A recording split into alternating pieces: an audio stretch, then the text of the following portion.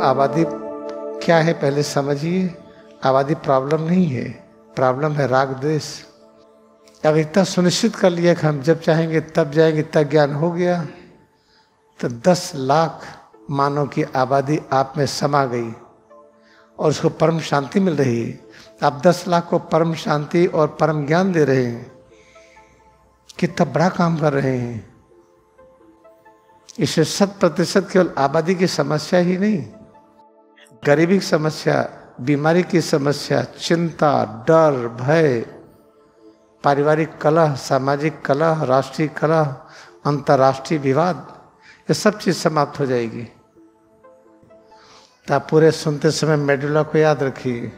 सिर और रीढ़ कहाँ है, सिर से पैर की उंगली तक ये कहाँ है, और सारी अनुभूति ये अमरता का अनुभूति है, शांति की, आनंद की, ये सब अनुभूति है। ये अनुभव करते हुए सुनिए। हमारा आपका लक्ष्य राष्ट्र को ठीक करना। कैसे ठीक होगा?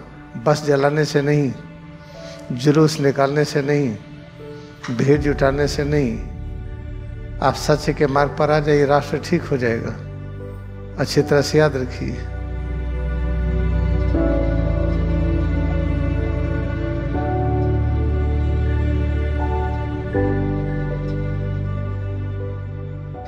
जैसे आबादी के बारे में चर्चा होती है, सारी दिक्कतें क्या है? आबादी। क्योंकि जब कहीं जुलूस निकलता है, ढेर सारे लोग, कितनी पुलिस, कितने एडमिनिस्ट्रेशन परेशान, भारत की भीड़ को देख के परेशान। ऐसे देश जहाँ पर आबादी नहीं है वहाँ लैंड ऑर्डर बहुत आसान है। जहाँ बहुत आबादी है वहाँ ढेर सारी पुलिस चाहिए, एडमिनिस्ट्रेशन चाहिए, उसमें सब परेशान।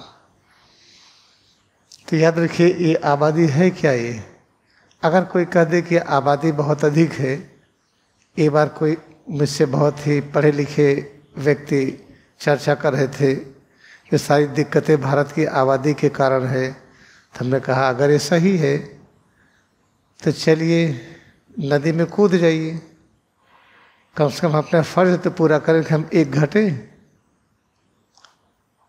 मैं तो कहता हूँ आबादी क्या है पहले समझिए। आबादी प्रॉब्लम नहीं है, प्रॉब्लम है राग द्वेष।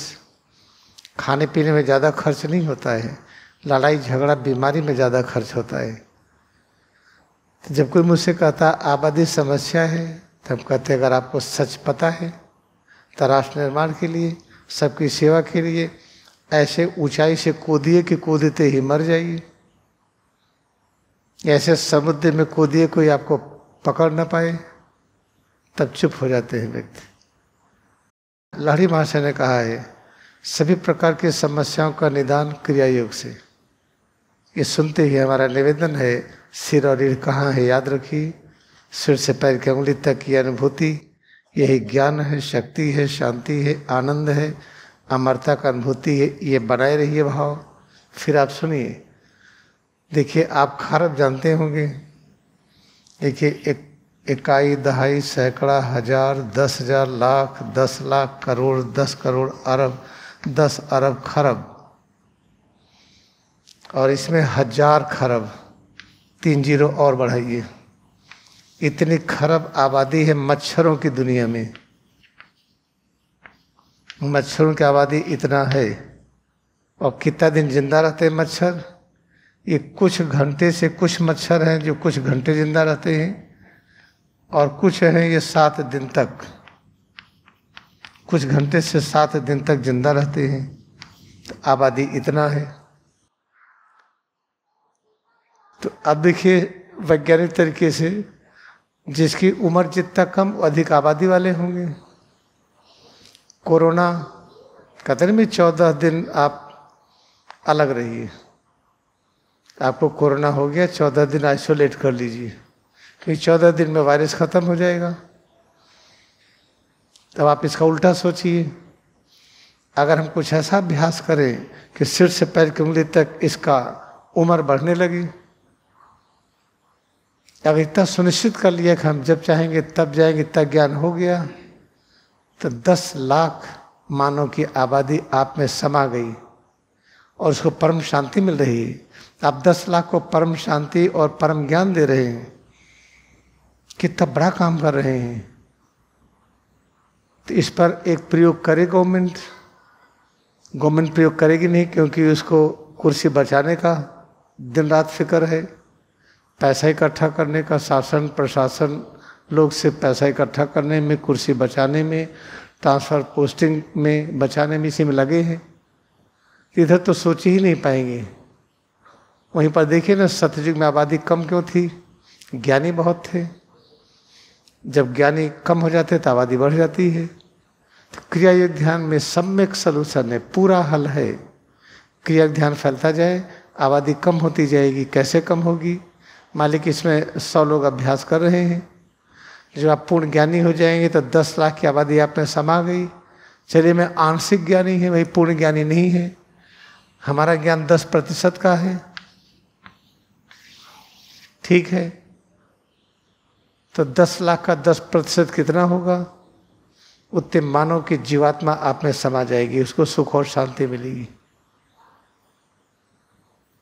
इसे 100% केवल आबादी की समस्या ही नहीं, गरीबी की समस्या, बीमारी की समस्या, चिंता, डर, भय, पारिवारिक कलह, सामाजिक कलह, राष्ट्रीय कलह, अंतर्राष्ट्रीय विवाद, ये सब चीज समाप्त हो जाएगी।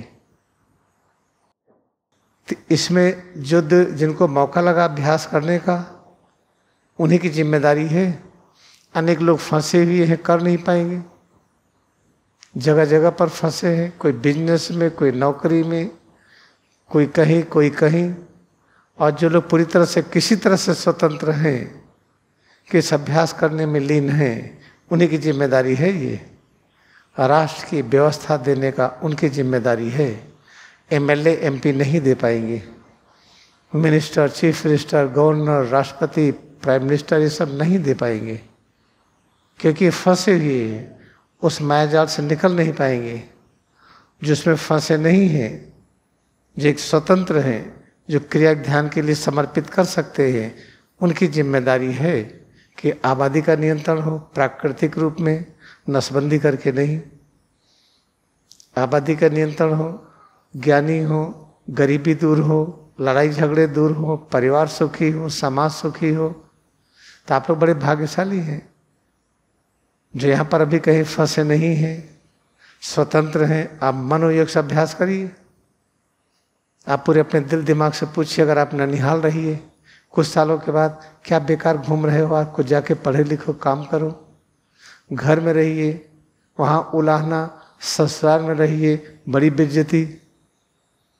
इस आश्रम में रह रहे हैं, किसी के मजाल नहीं कि आपको कोई टोक दे कि आप क्यों फ्री में रह रहे हैं, आप खाने का पैसा क्यों नहीं दे रहे हैं, किराया क्यों नहीं दे रहे हैं, इतनी सुविधाओं में रह रहे हैं, आप कुछ देते क्यों नहीं है? कोई विचार नहीं बना सकता यहाँ पर। इतना बड़ा आश्रम अगर सदाचार के नियमों में चलता है तो राष्ट्र नहीं चलेगा। इसे जितने लोग यहाँ पर बैठे हैं जो नौकरी के बंधन में नहीं है, बिजनेस के बंधन में नहीं है, जिनको एमएलए एमपी आदि के सीट में नहीं फंसे हैं, आईएएस आईपीएस या किसी पद पर नहीं है, आप स्वतंत्र हैं ना, उनकी जिम्मेदारी है राष्ट्र को ठीक करना। बाकी किसी के ऊपर थोपिए मत।